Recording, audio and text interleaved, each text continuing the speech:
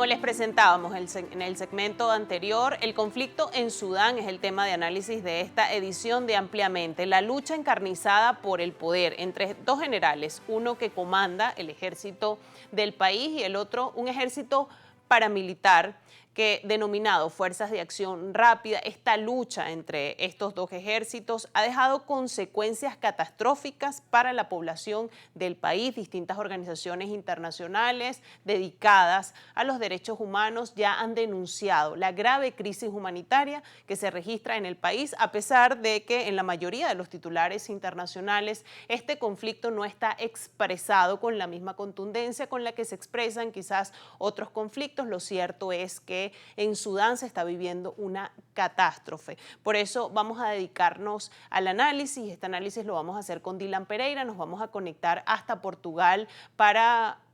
ver sus impresiones. Suele ayudarnos a entender lo que está pasando en el sistema internacional y, por supuesto, este conflicto no va a quedar ajeno o fuera de estos análisis. En este sentido, Dylan, te saludamos, gracias por aceptar la invitación y de una vez entramos en materia y preguntarte que este conflicto que se ha descrito como una lucha por el poder entre el ejército sudanés y las fuerzas de apoyo rápido, más allá de esta pugna, ¿cuáles son las causas históricas y políticas que subyacen y que han llevado al país a este punto de colapso casi total?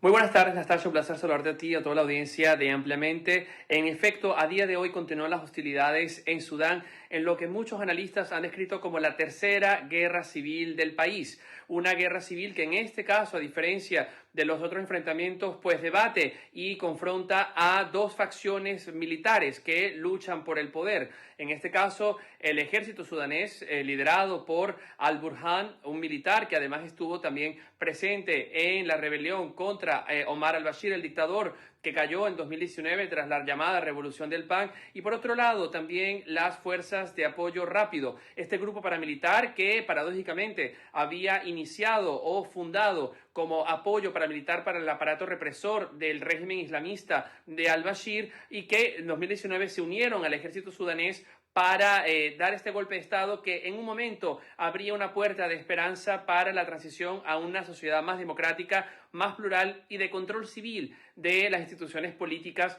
y del gobierno.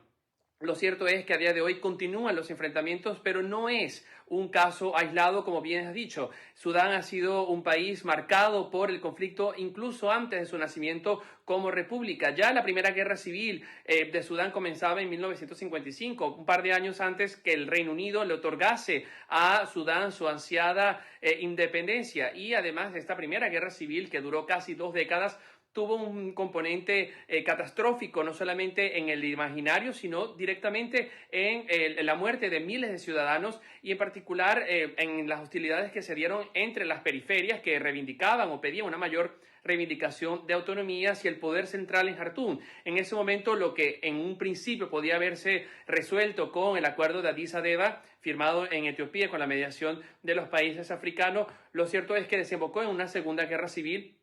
mucho más amplia, mucho más cruenta, en este caso particular, no solamente a nivel interno dentro del norte del país, sino particularmente entre la mayoría musulmana del norte contra las minorías cristianas que residen en el sur. Y solamente la resolución de esta Segunda Guerra Civil se vio muchos años después, hasta el año 2011, cuando nace Sudán del Sur, el país más joven del mundo, como una reivindicación a la protección de las minorías cristianas que allí habitaban. Y hoy lo cierto es que, a diferencia de las otras dos guerras civiles, estamos en un enfrentamiento de poderes internos, de facciones militares por tener el control de Sudán, sobre todo de las riquezas. Es un país ampliamente rico. Antes la división de Sudán del Norte con Sudán del Sur, no solamente eran las grandes minerías y los grandes yacimientos de oro y uranio que siguen presentes en la República de Sudán, sino también el ámbito petrolero. Y esto ha despertado no solamente el apetito de las diversas facciones militares internas, sino también de elementos de la comunidad internacional que directa o indirectamente apoyan a diversas facciones que se enfrentan en el terreno, y Sudán hoy se ha convertido lamentablemente en un escenario más del tablero de enfrentamiento geopolítico. Fíjate, Dylan, desde que comenzó este enfrentamiento entre las dos facciones militares en el 2023, la población civil ha tenido que vivir una situación al límite. Hay denuncias de que está muy próxima una hambruna, la situación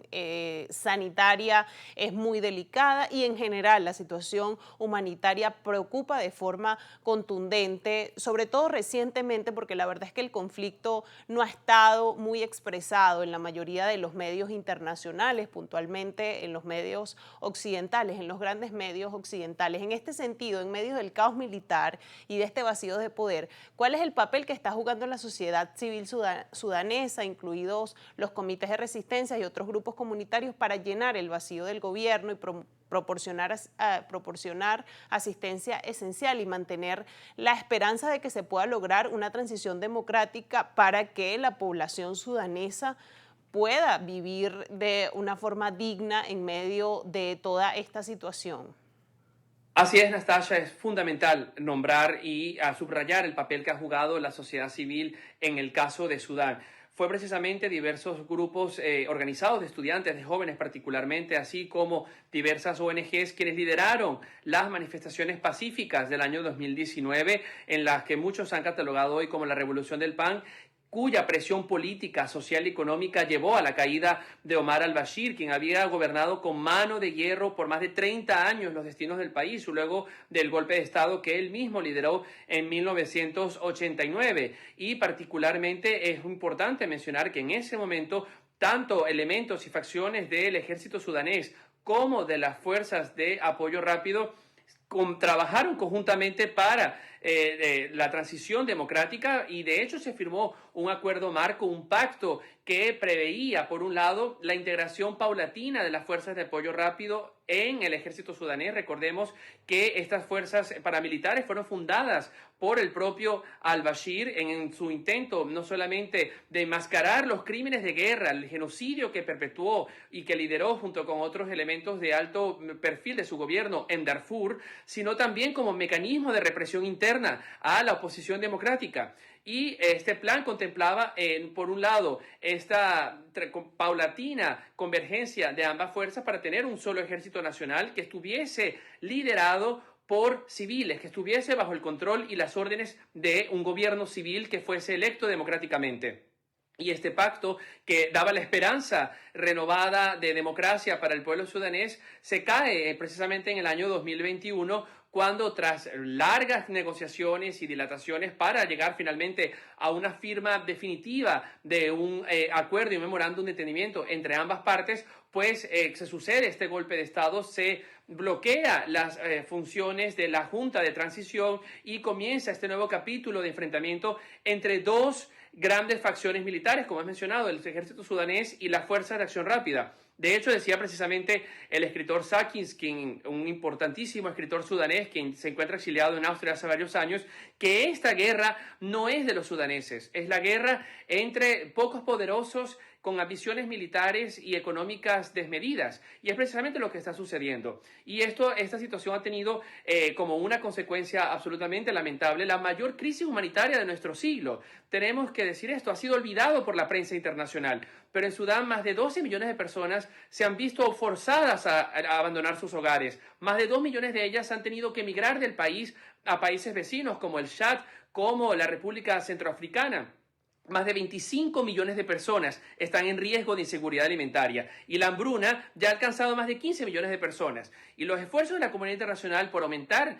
la ayuda humanitaria al país han sido insuficientes. Se estima que se necesitarían más de 2.500 millones de dólares anuales para sostener una asistencia humanitaria completa y que permitiese aliviar el sufrimiento del pueblo sudanés, pero se han recaudado poco menos del 10% de estos fondos. Y esto es una alarma no solamente en el contexto de Sudán, sino cómo ha fallado en los sistemas multilaterales y cómo falla la cooperación internacional al abordar situaciones tan dramáticas como lo que ha sucedido en Sudán, no solamente en los últimos 2 años, sino en las últimas décadas. Y esto precisamente lo expresaba el secretario general de Naciones Unidas, Antonio Guterres, haciendo un llamado sobre cómo el conflicto en Sudán y la emergencia humanitaria que está atravesando la población ha sido prácticamente desconocida por el mundo y lo importante que es atender rápidamente esta situación que por supuesto no es nueva, tiene antecedentes en la dictadura de Omar al-Bashir, pero que ha dejado esta herencia tóxica de la que toda la población sudanesa